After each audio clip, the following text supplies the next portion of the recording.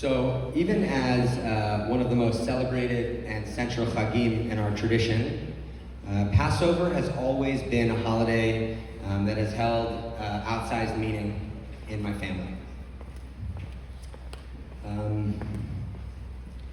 In April of 1944,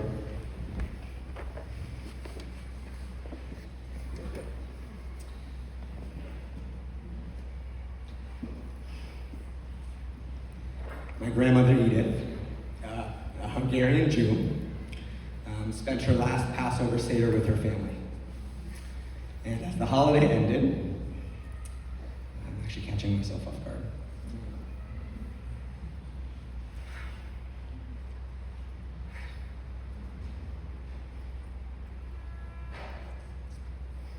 As the holiday ended, my grandmother, her parents, and her 6 siblings were rounded up and taken to a ghetto.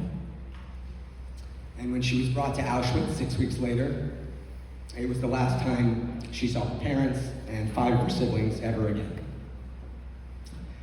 And it was around Passover of 1945. It was April of 1945, almost exactly a year later, that my grandmother was liberated. At this point, from another camp, from Bergen-Belsen.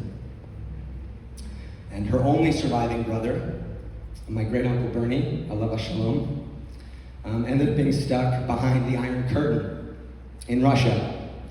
And despite the fact that they were the only 2 to survive, they still would not see each other again until 1964. And so over the course of that next year, after her liberation, she worked tirelessly to find and connect with any remaining family around the world. And early reach-outs did not yield the results she was looking for. Until a spark of hope came when some folks informed my grandmother that the relatives she had been reaching out to in Chicago had actually moved to Los Angeles. And so she reached out again, this time with success. And on March 26th, 1946, my grandmother arrived in New York City. And a few weeks after that, she arrived in Los Angeles on Erev Pesach.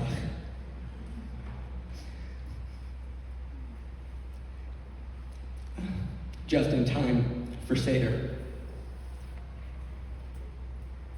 So I share with you this story tonight because while Passover marked the end of my grandmother's life as she knew it, it also served as her moment of liberation, as her moment of crossing the sea. And tomorrow morning, on the 7th day of Pesach, we will read the story of the Israelites finally crossing the sea as they make their own transition from slavery into freedom.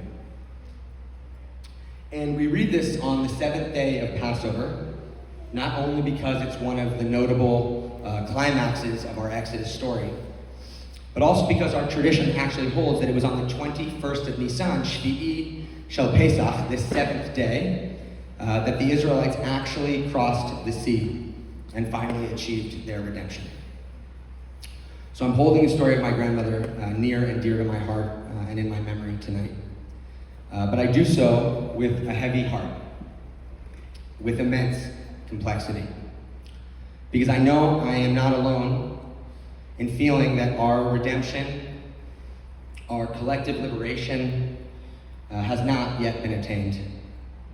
In fact, instead right now it feels as if it is under constant and ever-growing threat.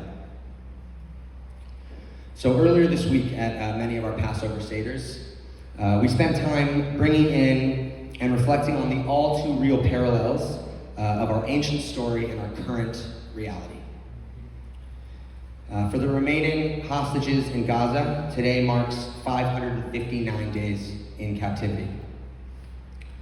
For Palestinians living in Gaza and throughout the West Bank, they continue to endure a war, to experience casualties, to live without access to basic human rights as a ceasefire continues to feel elusive. Student activists in this country are being detained for exercising their right to free speech, while we, the Jewish people, are being used as pawns to justify the diminishment of these basic freedoms. Efforts towards diversity, equity, and inclusion are being explicitly banned by the federal government, which continues to weaponize the law against trans children and adults across our country. And I'm going to stop there, because each item on this abridged list is overwhelming. And it is happening all at once.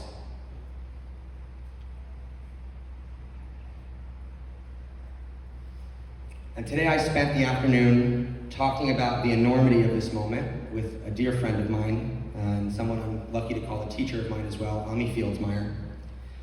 And along with a journalist named Julia Angwin, the two of them published a piece in the New Yorker this week that's called "So You Want to Be a Dissident."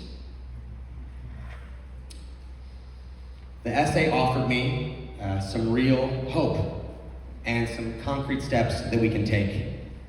And I encourage you to go read it after the Chag ends. But for now, I'm going to share a little bit with you what I learned from the two of them.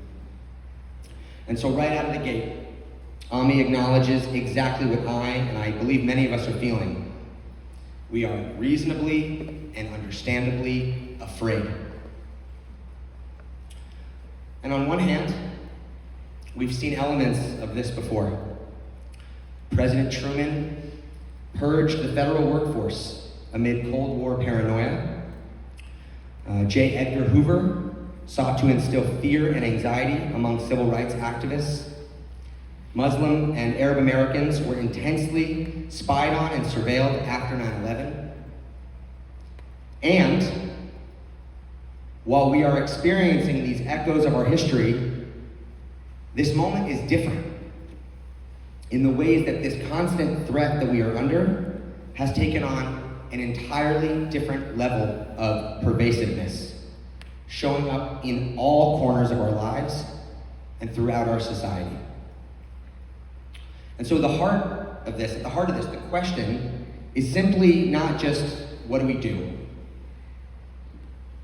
but how do we stand up for the things and people we believe in when we're scared? I'm going to say that again. How do we stand up for the things and the people we believe in when we're scared? And what are the practical and spiritual steps we can take to continue to take action?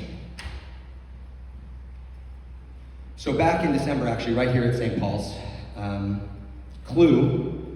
Clergy and Laity United for Economic Justice, gathered to discuss a coordinated effort amongst several community partners about how we would respond and build solidarity in the name of immigration justice. In fact, I saw several of you there. Rapid response plans were made. Folks began to collaborate on ways we could work together. Group chats were established. We really started to imagine how we would and could protect immigrants in our community, folks who were the most vulnerable as we entered this time.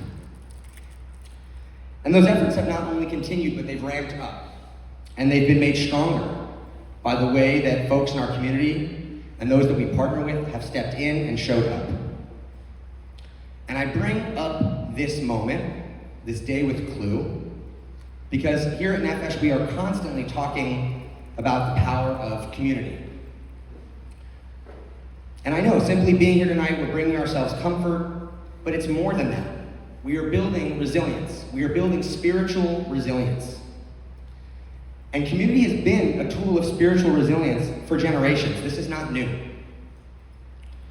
Not only for the ways that it's going to bring comfort to our souls, but actually for the ways that it does, in fact, cultivate courage in each of us. And it's with this sort of courage that we're able to begin to take thoughtful and calculated risks. What Ami and Julia argue is that in this moment, we really have to begin to assess, each one of us for ourselves, what are the risks that we can take that won't put us in immediate or severe danger, but will be necessary. Risk is a real thing. that will be necessary to do more than just remember that we were once slaves in the land of Egypt. That will actually turn that memory into action. We love to talk about the midrash of Nachshon, right? And Mi Chamocha, that second line, Mi Kamocha, right? Nachshon kept wading into the water at the edge of the sea, and he got in so deep that he choked on the water. Instead of saying Cha, he said Ka, and the seas, they split. And when I think about Nachshon's story, I think about political scientist Margaret Levy, maybe Levy. And she teaches us that you often need a martyr or someone very committed to act first.